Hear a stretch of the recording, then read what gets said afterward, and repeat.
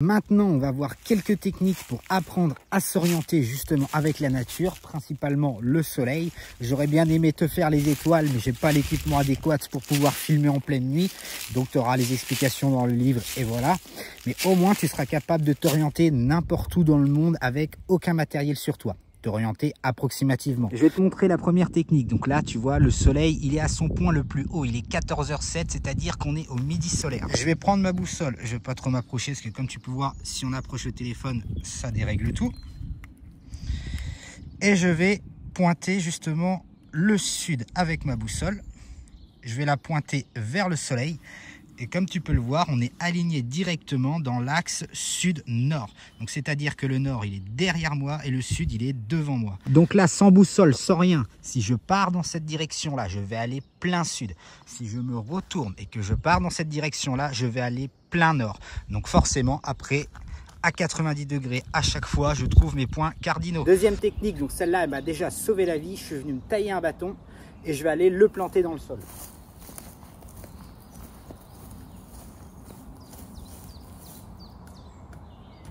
Et ce que je fais aussitôt, tu vois, je viens marquer l'extrémité de l'ombre avec un autre morceau de bois.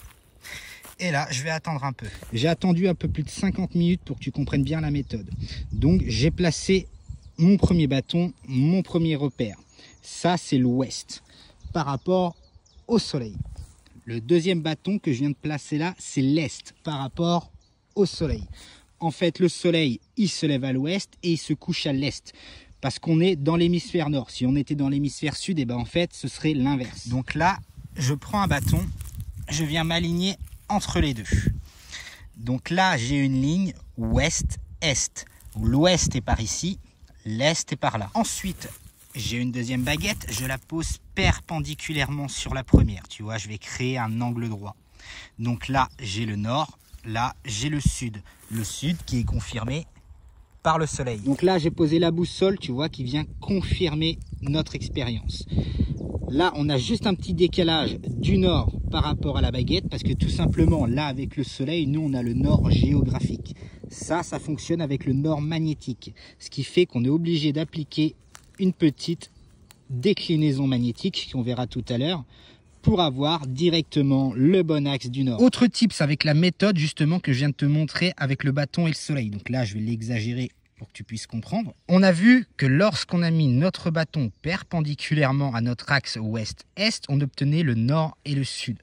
Et ce que tu as vu, c'est que lorsque j'aligne ma boussole justement avec mon bâton, eh ben, le nord magnétique n'est pas aligné avec le nord géographique qu'on a déterminé justement avec cette méthode.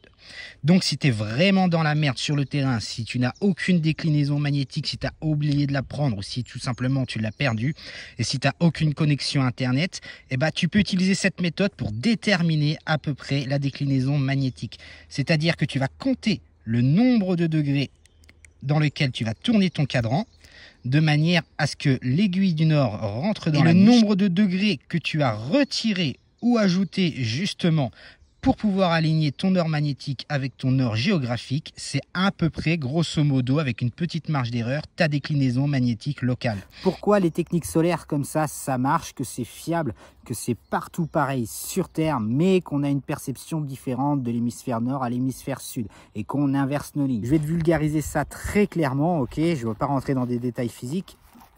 Là, t'imagines que c'est la Terre, ok? La Terre, elle tourne toujours sur elle-même, comme ça, dans le même sens. Elle tourne de l'ouest vers l'est. C'est ça qui provoque la visibilité, ton impression que le soleil il se lève à l'ouest et il se couche à l'est. Mais le soleil, il se couche et il se lève jamais. Hein. C'est juste la rotation de la Terre, comme ça. Et la Terre, eh ben, il y a le pôle sud et il y a le pôle nord. Donc, tu as les mecs, ils sont comme ça avec la gravité tout en haut dans l'hémisphère nord. Et tu as les mecs qui sont comme ça tout en bas dans l'hémisphère sud. Mais dans la réalité, ils n'ont pas la tête en bas. Hein. C'est juste un effet de gravité. Je ne rentre pas dans les détails. Ce qui fait qu'en fait, de là par rapport à là, eh ben, la perception de la planète, elle est complètement inversée. Tu vois. Autre technique avec l'aide de ta montre. Alors là, en France, il est 14h30. Sachant que nous, on a 1 heure de plus. Donc, il faut retirer 1 heure sur ta montre. Donc, je l'ai programmé à 13h30. Maintenant, je vais prendre l'aiguille des heures et je vais la pointer, la tourner en direction du soleil. Et là, je vais regarder l'angle entre les 12 heures et entre l'aiguille de mes heures. Et ça m'indique directement le sud.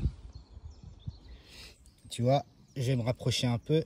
L'angle entre le 12h et l'aiguille de mes heures m'indique approximativement la direction du sud. Juste une petite mise au point parce qu'il y en a qui vont être un peu perdus quand ils regardent ma boussole.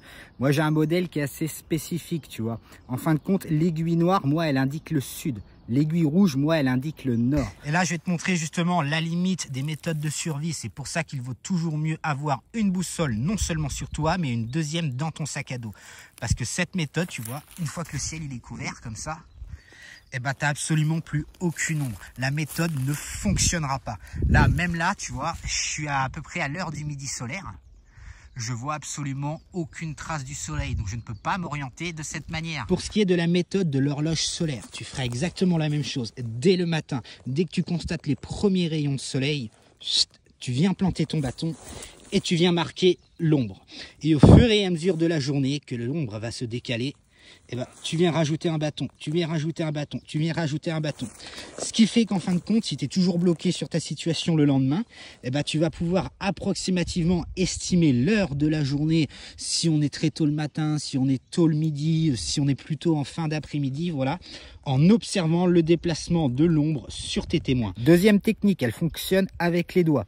Donc tu vas apprendre à faire ce geste-là, tu vois, comme le téléphone, allô, allô, allô. Et tu vas tendre ton bras. Il faut se mettre de côté, de biais, là, comme je suis actuellement.